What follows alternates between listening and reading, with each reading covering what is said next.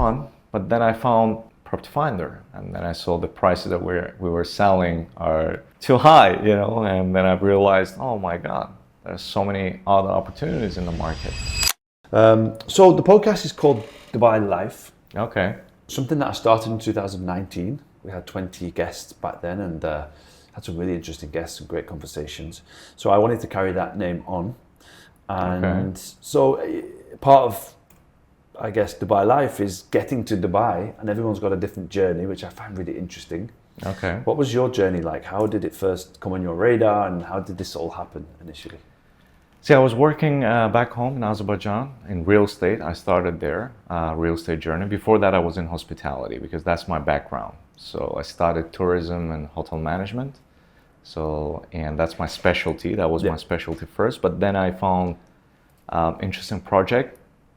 It's kind of, I would say, kind of Dubai Hills format project in Azerbaijan. So I worked there for developer. Yeah. And then I got an opportunity. There was I don't want to name the company. So they had basically the branch in Azerbaijan and also in Dubai. So they had basically position for Azerbaijani office and for Dubai office. And I went through the interview, and I didn't want a sneaky thing. I never spoke about it actually. I applied, but nobody contacted me. And then what I did is I went to LinkedIn. On that time, it wasn't that popular either. But I went to LinkedIn, I found the HR of that company, the main guy, and I messaged him directly. I said, I applied, but nobody, contacted me. And here's my, and I added my cover letter, blah, blah. And he liked it, And within like 2-3 hours, I got a call from HR. He said, someone from HR will contact you. And then later on, he told me like, I liked your approach. It was different. Yeah. And, back then, nobody thought about this kind of things because CV was very popular, right? So you send a CV and you wait. I said, no, I'm not gonna wait, And then I went through interviews. It was because of that experience that I had with this developer. So I got an opportunity to come here, and it was, I got selected I arrived here early 2016, like February. Mm-hmm. It's my 10th year in real estate. Wow, congrats.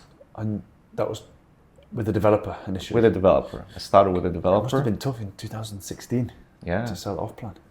It was difficult. It was like not what it is today. Yeah. But it was a different kind of a product. We're mainly selling hotel apartments and hotel rooms. So it was a different concept.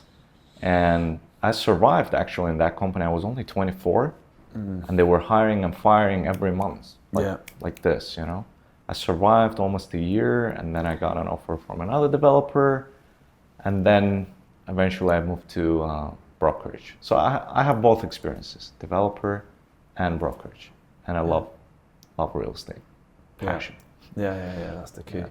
So you were working in the development, selling this kind of hotel, apartment, investment kind of product with other agents coming to you, or how did? No, actually, the concept, the interesting concept there was we were selling directly. It was a direct sales, and I was in the team of the direct sales. But they had a great strategy. So they had kiosks, like stands, everywhere.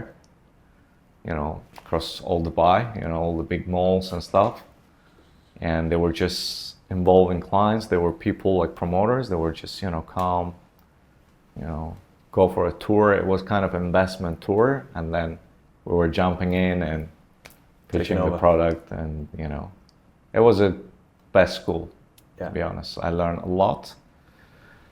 And so it was fun. But then I found Property Finder. And then I saw the prices that we were selling are too high, and then I realized, oh my God, there's so many other opportunities in the market.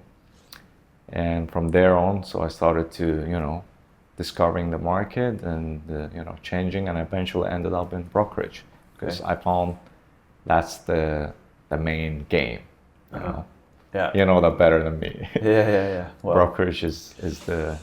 It's good fun. And so when you went into brokerage, what was your strategy like? How did you decide where to focus?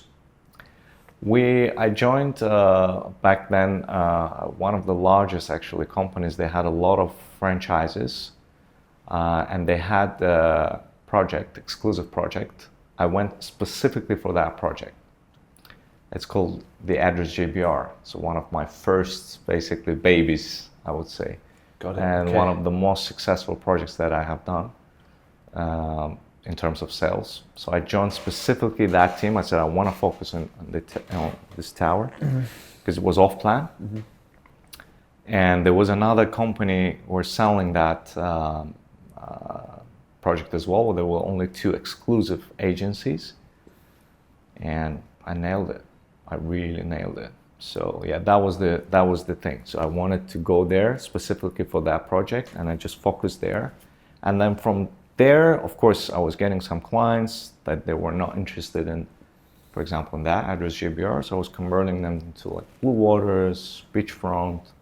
But for almost 2.5 years, I did mainly like waterfront, beachfront, off plan, even some secondary as well. It depends, it was, depending on the client request. But the main focus was the Address JBR. Nice, that was the turning point. Yeah. That was the start. It's amazing. It's impressive.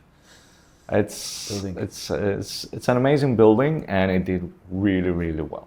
Yeah. Like whoever invested there, Yeah, they kept it. like 160% profit, capital gain. Yeah. It's incredible. 100, 150, it's crazy.